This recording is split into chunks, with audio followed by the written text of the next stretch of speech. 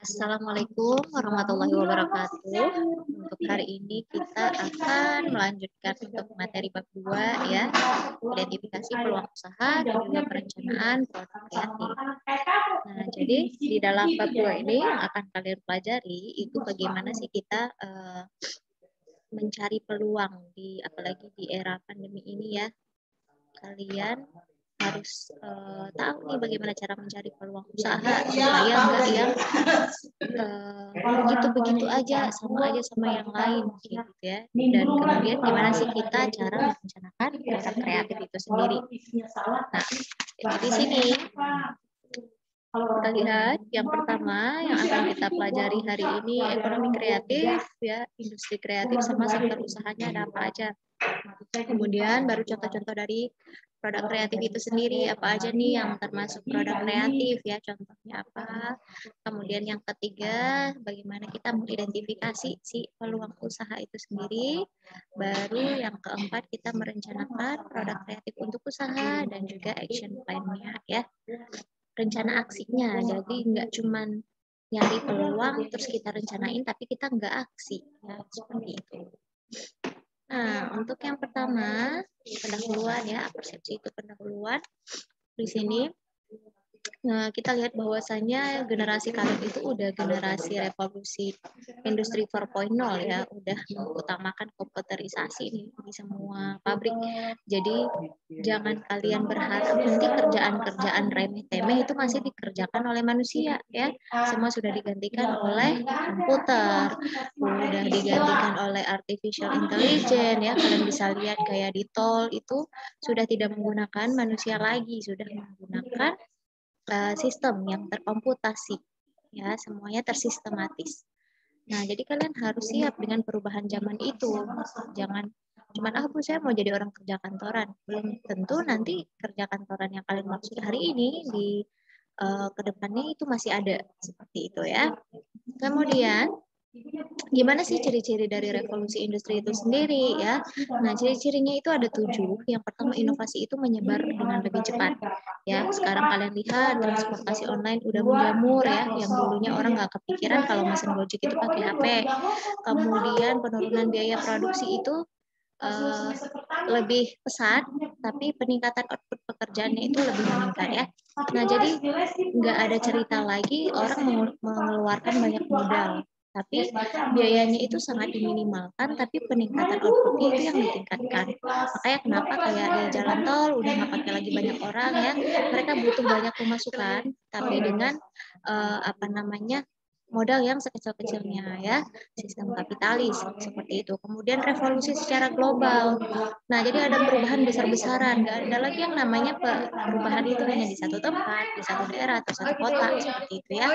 Nah, kemudian Internet of Things ya. Sekarang teknologi itu memungkinkan kita nih untuk menghubungkan mesin, peralatan, sama benda-benda fisik lainnya ya dengan sensor jaringan.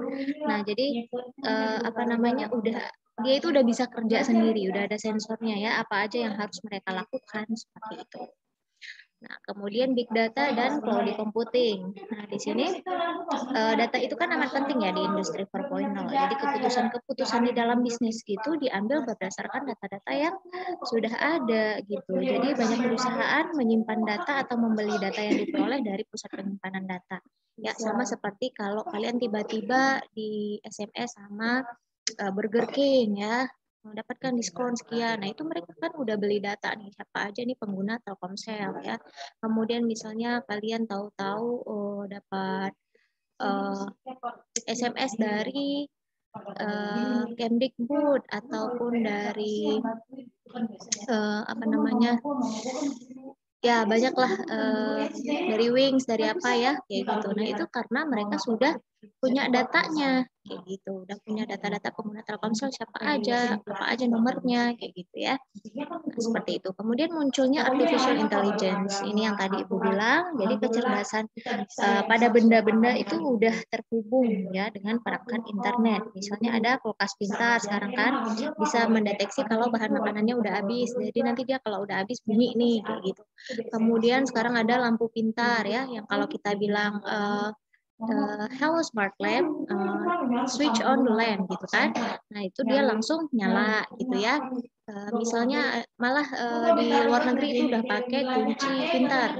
Jadi kita di luar rumah lupa kunci, dia tinggal pakai si aplikasi itu buat kunci rumahnya kayak gitu ya. Nah tapi ada plus minusnya juga kalau kita menggunakan artificial intelligence ya seperti itu. Kadang ada yang kekunci di luar rumah karena mereka nggak bisa mengidentifikasi kita ya, salah menilai seperti itu.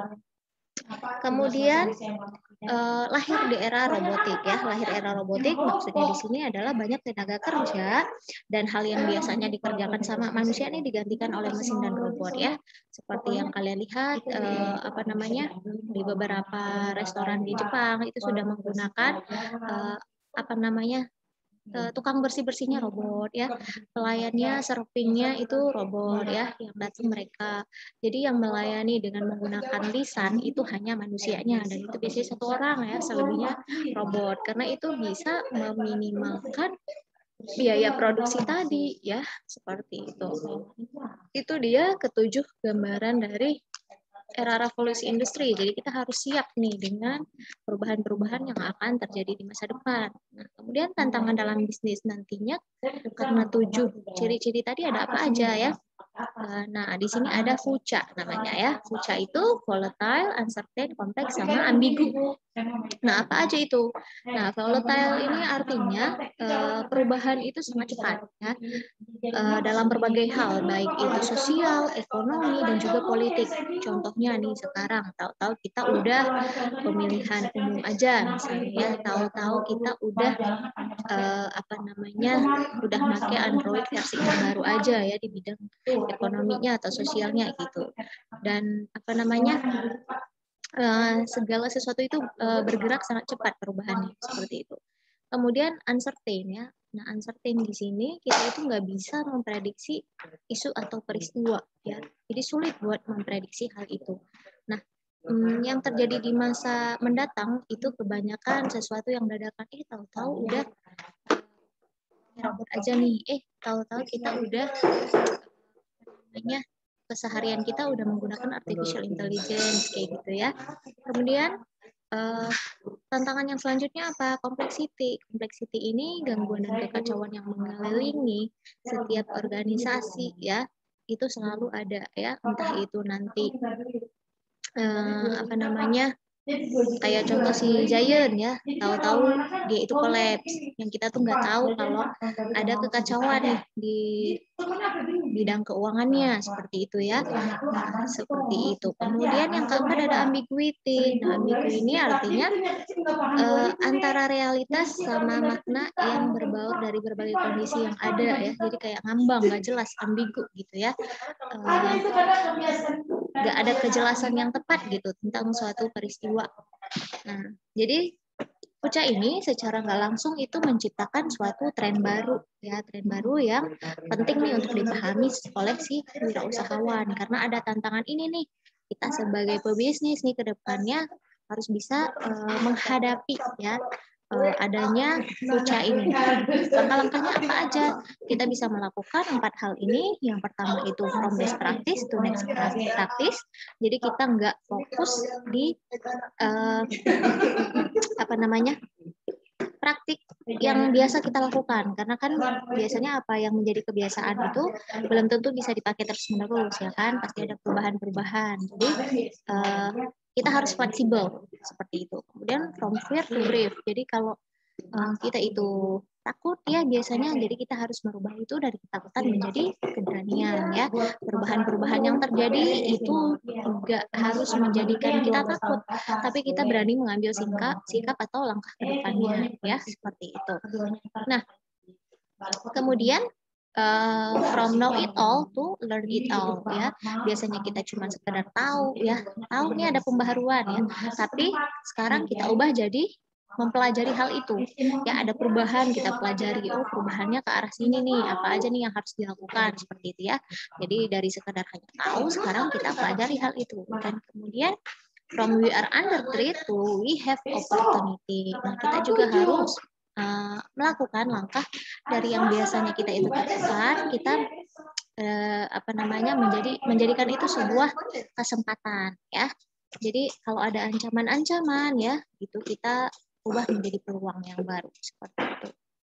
Nah, jadi semakin menghadapi era revolusi industri 4.0 ini kita harus menjadi lebih semakin kreatif seperti itu ya, kreatif dalam menghadapi risiko, tantangan dan perubahan-perubahan yang akan terjadi ke depannya seperti itu. Nah, untuk section 1 kita akan membahas tentang ekonomi kreatif, industri kreatif dan juga sektor usahanya ada apa aja ya, seperti itu. Nah, yang pertama kita lihat untuk ekonomi kreatif. Apa sih itu ekonomi kreatif? Ekonomi kreatif itu konsep ya, konsep yang menempatkan kreativitas dan juga pengetahuan sebagai aset utamanya dalam menggerakkan ekonomi ya. Jadi tidak hanya sekedar berdagang ya, orang-orang juga jualan, semua orang jualan, tapi apa sih yang kreativitas yang terdapat di dalam usaha itu gitu ya. Nah, jadi yang pertama kali mencetuskan tentang bukan mencetuskan tapi sadar akan adanya gelombang baru ini itu si Bapak Hawkins ya. Bapak Hawkins ini sadar kalau adanya gelombang ekonomi baru yang berbasis kreativitas itu setelah beliau melihat Amerika Serikat itu menghasilkan produk-produk hak kekayaan intelektual yang senilai 414 miliar dolar Amerika ya. Itu kan besar sekali pada saat itu ya. Nah, dan itu juga menjadikan HKI itu sebagai produk ekspor nomor 1 di Amerika pada tahun 97. Nah, bayangin 97 waktu itu kita masih rusuh-rusuhnya sama pemerintahannya Bapak Soeharto ya kan, tapi di Amerika mereka itu sudah punya ekonomi kreativitas yang punya HKI gitu. Mereka sudah mengeluarkan produk-produk yang punya hak kekayaan intelektual. Nah, menurut Bapak Hawkins ini, ekonomi kreatif itu suatu kegiatan ekonomi di dalam masyarakatnya yang menghabiskan sebagian besar waktu mereka itu untuk menghasilkan ide. Jadi nggak hanya melakukan hal-hal yang rutin atau berulang. Ya, jadi bukan yang tiap hari jualan, ya udah jualan ya. Tapi mereka itu memikirkan nih, kira-kira kebutuhan pasar apa nih sekarang ya. Kita harus nyiptain produk baru apa setelah melihat kebutuhan dari pasar itu. Seperti itu ya. Nah, itu dia ekonomi kreatif. Kemudian selanjutnya itu ada menurut United Nations Conference on Trade and Development ya pada tahun 2010 mereka itu menjabarkan ekonomi kreatif itu adalah yang pertama ekonomi kreatif itu mendorong peningkatan pendapatan ya, karena dengan adanya kreativitas otomatis orang-orang kayak oh ada sesuatu yang baru nih, sesuatu yang sesuai dengan kebutuhan kita gitu ya, dan itu bisa mendorong peningkatan pendapatan, penciptaan pekerjaan ya, ada lapangan baru dan kemudian pendapatan ekspor. Nah kayak si Amerika tadi ya kan, Amerika tadi bisa menghasilkan produk ekspor HKI yang sangat tinggi. Kemudian ekonomi kreatif ini juga mengikut sertakan aspek sosial, budaya, dan ekonomi dalam pengembangan teknologinya, hak kekayaan intelektualnya, serta pariwisatanya juga. Jadi, nggak hanya tentang si produk itu sendiri, tapi si sosial, budaya, dan ekonominya juga ikut dimasukkan nih dalam pengembangan teknologinya ya. Kayak contoh, kalian sekarang yang suka main Mobile Legends ya kan, itu udah mengikut sertakan para artis-artis nih dalam pembuatan skinnya, misalnya kayak gitu. Itu kan mereka mengembangkan teknologinya berdasarkan budaya yang ada. Oh, orang-orang lagi berkiblat ke siapa nih ya, nanti dijadikan itu suatu tren. Nah, seperti itu. Kemudian, ekonomi kreatif itu juga merupakan kumpulan aktivitas ekonomi berbasis pengetahuan dengan dimensi pengembangan dan keterhubungan lintas sektoral ya.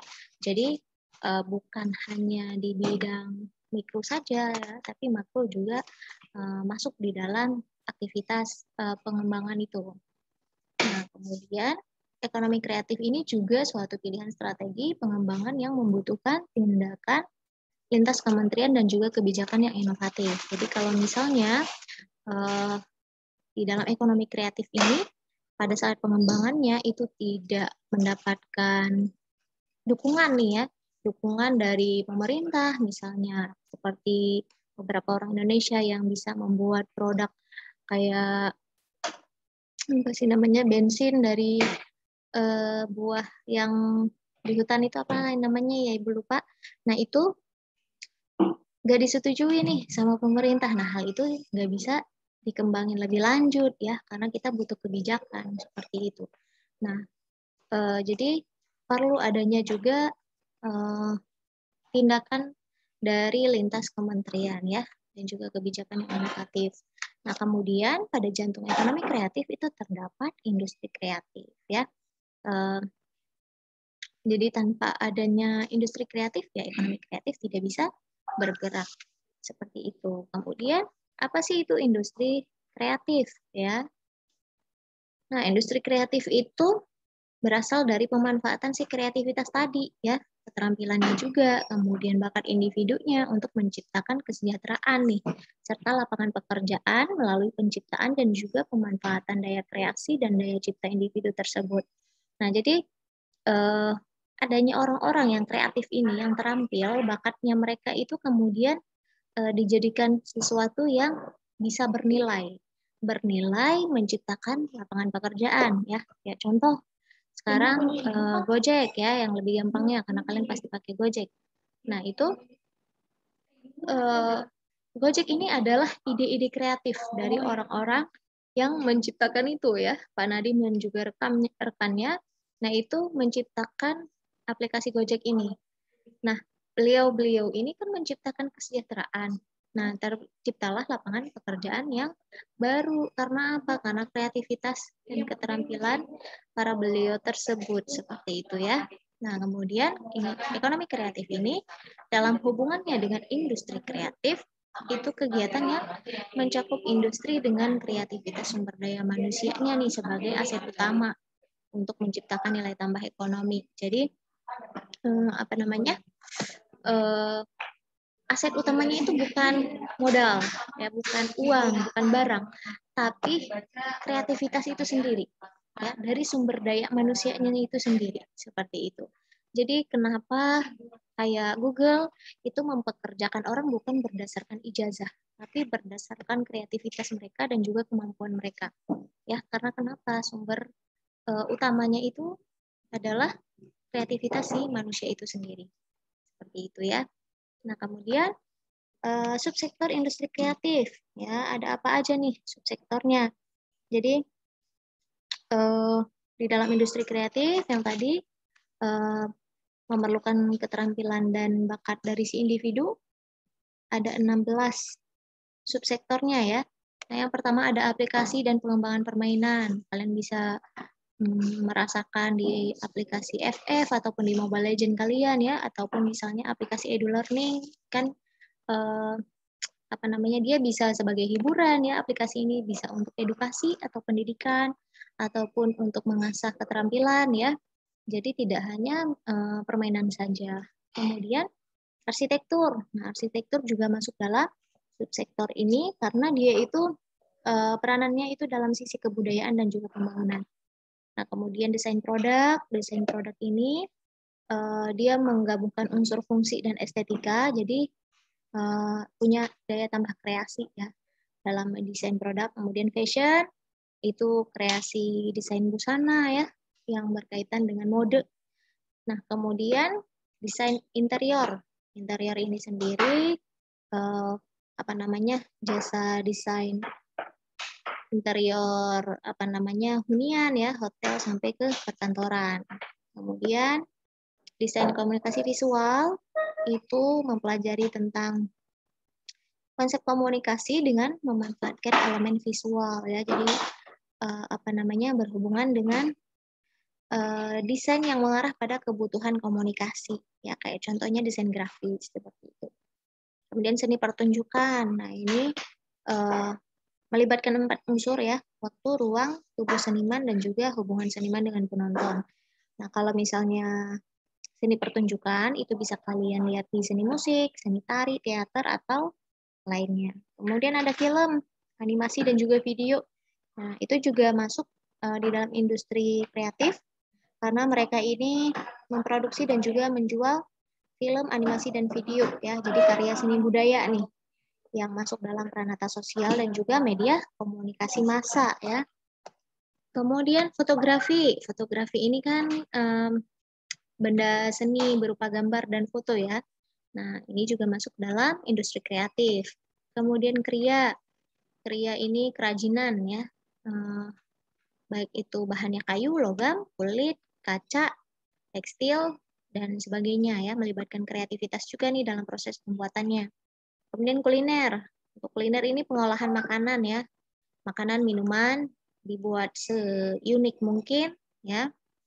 Nah, kemudian penerbitan. Penerbitan ini konsentrasinya kan memperbanyak literatur ya. Dan juga informasi nih supaya mudah dinikmati sama masyarakat. Kemudian periklanan. Periklanan ini sendiri mereka itu menjual program iklan ya sesuai dengan kebutuhan. Jadi penyajian materinya itu berisi pesan persuasif nih, ngajak orang nih, ayo pakai produk ini gitu ya. Kemudian seni rupa. Seni rupa ini karya seni dengan media ya. Jadi bisa dilihat oleh mata kita dan juga bisa kita pegang kayak gitu. Kayak contoh patung ya. Kemudian televisi dan radio itu media telekomunikasi ya. Jadi mereka itu siaran gambar bergerak beserta suara. Kan kalau radio nggak ada gambar, kalau TV ada gambarnya gitu ya. Nah, seperti itu. Itu dia subsektornya ada 16. Jadi ke-16 hal ini masuk dalam industri kreatif. Seperti itu.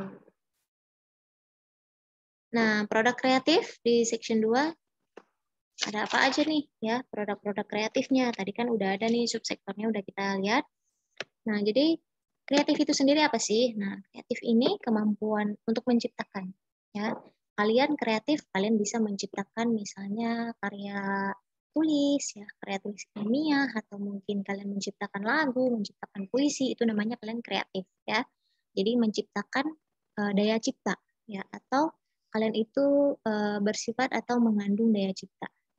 Nah, hasil dari produk kreatif ini diharapkan bisa dijadikan produk andalan nih ya, yang bisa menghasilkan pendapatan bagi usaha dan menjadi solusi nih bagi ketidakpastian bisnis.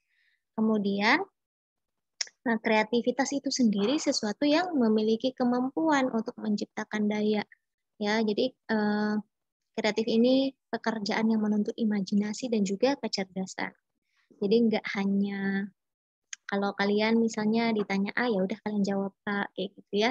Tapi kalau kalian kreatif, kalian ketika ditanya A, ya kalian jawabnya panjang lebar, baru kalian ke intinya ke A ya.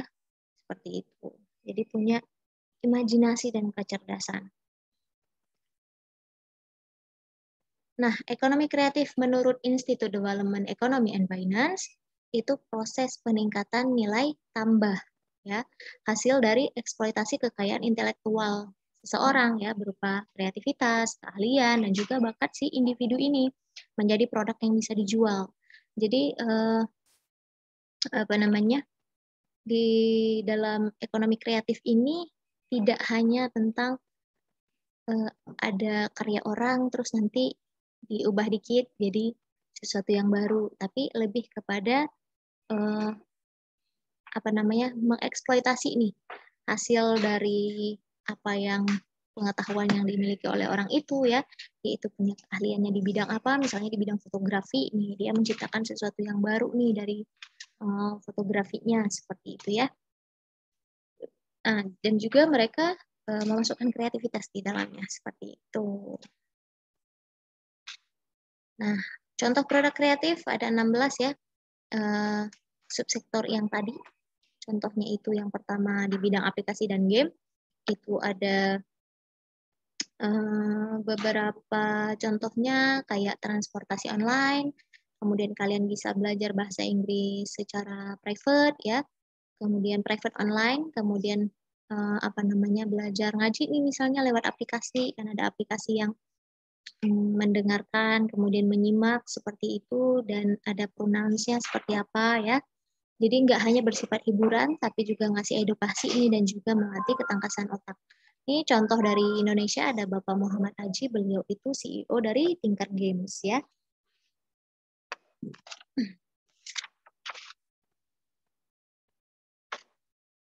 Nah, seperti itu. Kemudian yang kedua, itu ada bidang desain produk, kalian bisa lihat contohnya. Desain produk itu seperti ini loh, gitu ya. Jadi mereka itu fokusnya ke pembuatan bentuk dari packagingnya, ya. Jadi ada produk manufaktur, diolah bentuknya itu ya, seperti itu, didesain seperti apa yang cocok. Kemudian nanti diperbanyak, setelah diperbanyak baru deh diproduksi. Barangnya di package pakai itu. Contohnya nih, misalnya packaging pulpen yang nyatu sama pensil. Jadi orang nggak riuh, mana pensil nih, mana pulpen, gitu ya. Kemudian produk mandi untuk traveling, itu kan biasanya packagingnya kecil-kecil ya. Harganya dijual juga berbeda sama yang produk satuan, seperti itu, dan sebagainya. Nah, kemudian yang ketiga, bidang fashion. Ya, di bidang fashion ini pembuatan produk atau aksesoris pakaian. Ya, jadi cari ide dan pengembangannya itu berbeda nih ya dengan sesuatu yang baru. Misalnya kayak usahanya Zafira Ayu nih, mahasiswa ya. Dia itu mahasiswa wirausaha.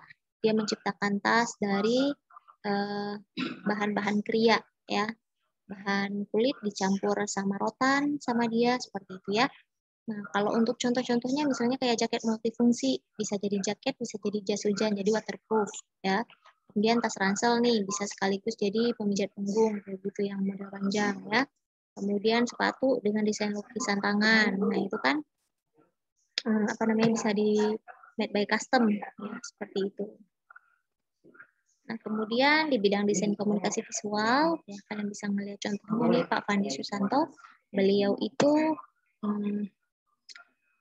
membangun studio desain dari nol, ya. Jadi punya studio desainnya sendiri. Nah, jadi di industri ini mereka itu membuat desain, salah satunya desain grafis. Jadi sistem kerjanya itu konsultasi dulu nih sama identitas perusahaan, dan juga mereka itu meriset pemasaran serta produksi kemasan dan juga jasa pengepakannya ya. Jadi kayak kalian logo perusahaan itu di bidang DKV nih, kemudian brosur digital ya. Nah, desainnya juga menggunakan DKV ini ya. Kemudian desain aneka perlengkapan dan juga sebagainya. Nah, kemudian yang kelima ada bidang fotografi ya. Bapak Fandi ini yang apoteker ya, tapi beliau memilih menjadi videografer dan fotografer karena bakatnya di situ, keahliannya di situ ya. Jadi di bidang fotografi ini kita membuat karya foto dan juga fotografi ya. Jadi bikin apa namanya, foto kemudian dipasarkan seperti itu ya. Jadi dalam contohnya itu ada jasa edit, misalnya kalian butuh diedit biar lebih bagus hasilnya ya, lebih HD. Kemudian jasa cetaknya ya kan ada ukurannya banyak tuh, bisa pakai bingkai atau enggak. Kemudian jasa fotografer traveling, misalnya kalian butuh fotografernya buat kalian jalan-jalan ya. Kemudian jasa foto katalog kalau kalian jualan nih. Kemudian preset dan juga sebagainya. Kemudian di bidang kria, itu proses kreasi, produksi, dan juga kalian distribusi produk kerajinan yang dihasilkan dengan memanfaatkan serat alam ataupun buatan. Jadi kayak kalian bikin jam dinding dari kaleng, ya misalnya, ataupun miniatur motornya dari kayu, nah itu bagian dari kria. Ini contohnya kayak lampu yang dibuat dari rotan ini, kayak gitu ya. Kemudian untuk bidang kuliner, nah kalian ini ngasih sentuhan kreatif nih di produk makanannya. Jadi biar lebih new tampilannya gitu ya, kayak nih contoh si ramen burger ya, padahal ya kita biasanya makan burger aja kayak biasa, tapi ini rasa ramen dicampur sama si burger ini sendiri. Nah, ini namanya kan produk hybrid ya, produk baru yang berasal dari penggabungan dua produk lain. Kemudian bidang seni dan pertunjukan, nah ini berkaitan sama pengembangan konten ya, jadi produksi pertunjukan, balet, tarian tradisional, kontemporer, drama, musik, dan sebagainya. Nah, jadi contoh dalam seni pertunjukan ini kayak stand up comedy, teater ya, seni-seni pertunjukan lainnya ya, seperti itu.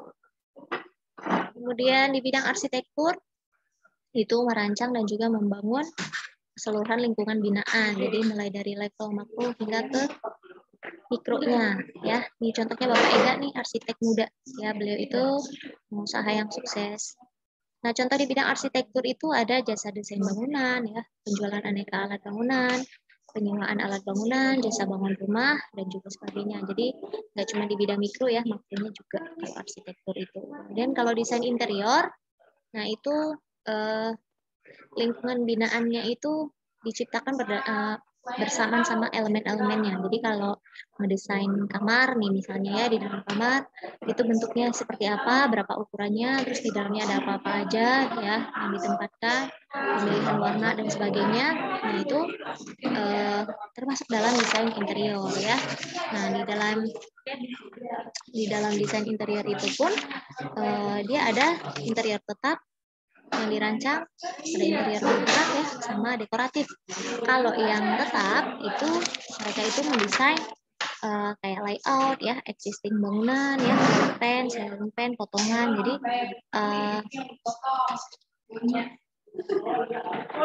Jadi berhubungan dengan perencanaan denahnya. Nah, kalau misalnya yang interior bergerak atau movable, itu mereka lebih kepada bersifat mikro nih. Jadi kayak pembuatan desain furniture ya, produknya, landscape interiornya, dan juga handicraft. Terus kalau misalnya yang dekoratif, itu desain kayak menghias ya, namanya juga dekoratif, mendekor. Jadi kayak ngedekor pesta pernikahan atau ngedesain pesta ulang tahun seperti itu. Nah, ini contohnya ada Olive Avianca, beliau ini dekorator kos mahasiswa.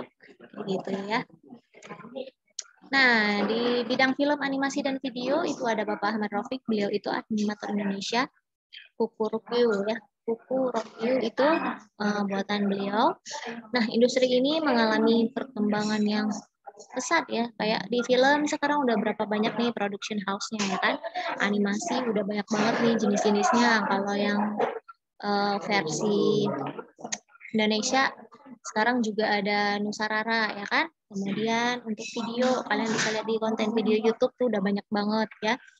Nah, jadi contoh-contohnya kayak film pendek, production house ya, jasa pembuatan konten video YouTube dan sebagainya itu masuk dalam bidang ini.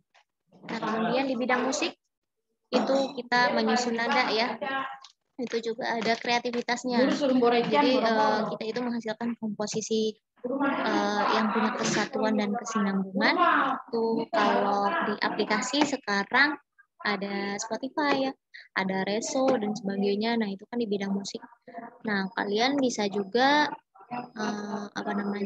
membangun usaha les musik misalnya, ataupun punya toko alat musik, ataupun menyediakan konten musik berbayar ya, kayak yang tadi Spotify, YouTube musik, kayak gitu.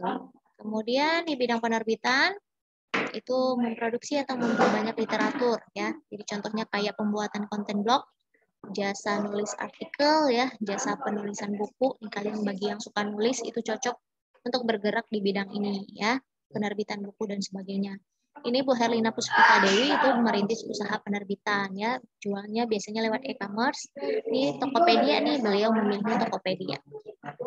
Kemudian yang ke-14 itu ada bidang periklanan ya. Iklan ini kan punya kekuatan untuk membentuk pola konsumsi orang ya. Jadi pola berpikirnya dan juga pola hidup masyarakatnya.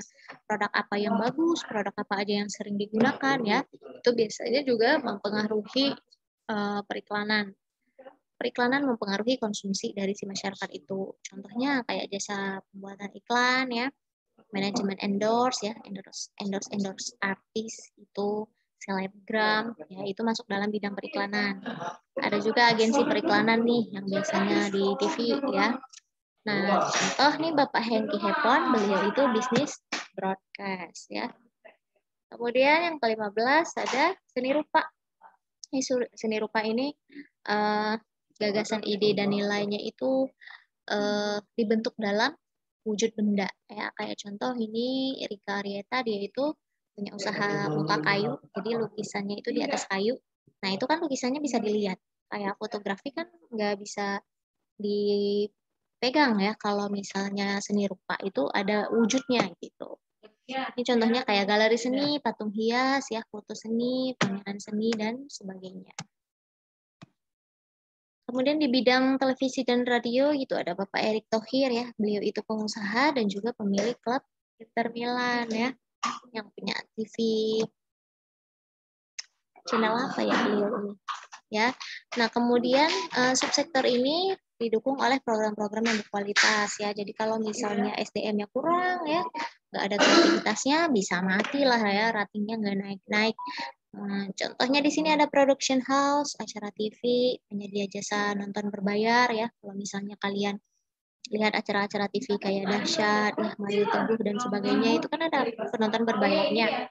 Nah, kemudian ada agensi artis, agensi iklan TV, dan sebagainya itu masuk dalam bidang televisi dan radio. Nah, untuk yang section 3 kita bahas di part 2 yang videonya udah bisa kalian tonton ya. Oke, terima kasih. Wassalamualaikum warahmatullahi wabarakatuh.